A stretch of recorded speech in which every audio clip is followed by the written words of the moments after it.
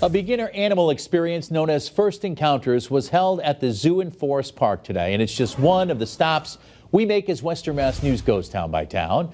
Toddlers got to meet a few animals up close and personal this afternoon. There's one of them. Forest Park telling Western Mass News the goal of First Encounters is to create an appreciation for nature in young animal enthusiasts. But if you missed out on today's event, don't worry. Just head over to our website, westernmassnews.com, for a link to sign up your little one for the next event. Now to Agawam, where the New England Mosaic Society invites the Western Mass community to create and display visual art representing their favorite aspect of New England. Starting today, free mosaic tile kits will be available in local libraries across Western Mass, and that includes in Agawam.